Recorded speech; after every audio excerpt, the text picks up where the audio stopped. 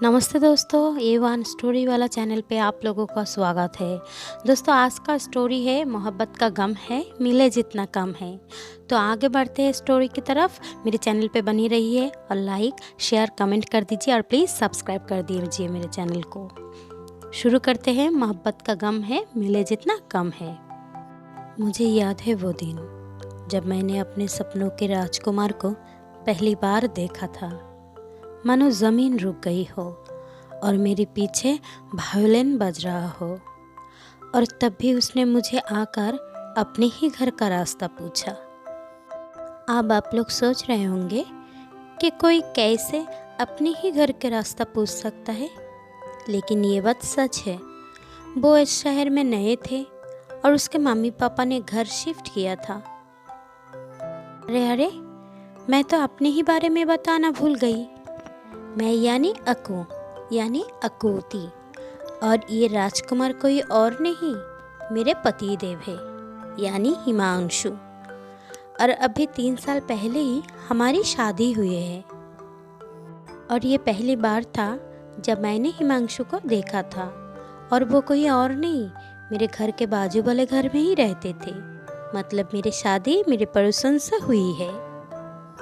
और मुझे याद है, शादी के दिन मेरे दादाजी ने मुझे ये पासबुक दी थी और बोला था इसे मैंने 1000 रुपया डाल दिए हैं। मैंने बोला, लेकिन दादाजी ऐसा क्यों? दादाजी ने मुस्कुराकर बोला कि मेरी रानी, ये पैसे नहीं है, एक ज़िंदगी की किताब है।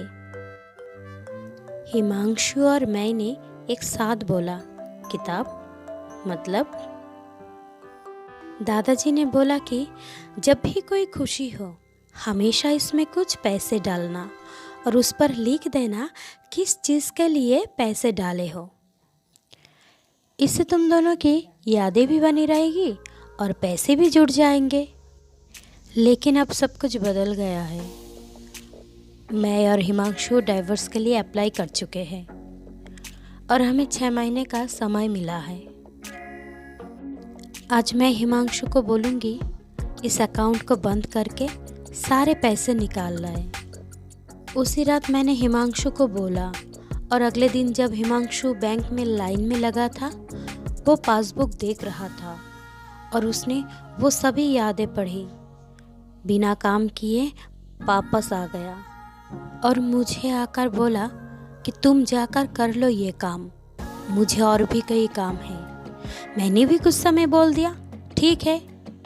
अगले दिन जब मैं बैंक में पहुंची तब लाइन में लगकर पासबुक पढ़ रही थी। पढ़ते पढ़ते मेरी आंखों में पानी आ गया और मैंने ये सोचा कि कैसे मैंने हिमांशु से दूर हो गई और कैसे डाइवोर्स के लिए हम मान गए। मैंने सोचा कि घर पहुंचकर हिमांशु से बात करूंगी। जब मैं घर पहुंची देखा हिमांशु घर पर ही है, और वो मेरे घर आते ही उसने मुझे अपने गले से लगा लिया और बोला, मुझे पता था कि तुम भी ये काम नहीं कर पाओगे और वापस आ जाओगे। मैंने हिमांशु से माफ़ी मांगी और कभी अलग ना होने की फैसला किया। आज इस बात को पूरा 1 साल हो गया। लड़ाइयाँ किसमें नहीं होता है। बात यह है कि उन सभी बातों को भूल के आगे निकल जाने की। अगर दादाजी ने ये पासबुक ना दी होती तो हम तो कब का अलग हो गए होते। बिना ये सोचे कि लड़ाई की जड़ क्या है, हम अपने सभी अच्छे पलों को भूल जाते हैं। लेकिन अब हम साथ हैं। तो दोस्तों, ये था आज की कहानी। आशा करती हूँ आप लोगों को अच्छी लगी होगी। तो दोस्तों, हिमांशु और आकुति तो साथ है। क्या आप मेरे साथ हो? अगर साथ हो तो मेरे चैनल को सब्सक्राइब करके बेल बटन को प्रेस कर देना। और हाँ दोस्तों, अपने दोस्तों में भी इस चैनल को शेयर कर देना ताकि वो भी अच्छी नई नई कहानियाँ सुन सके। Thank you. खुश रहना, हंसते रहना। आज के लिए इतना ही।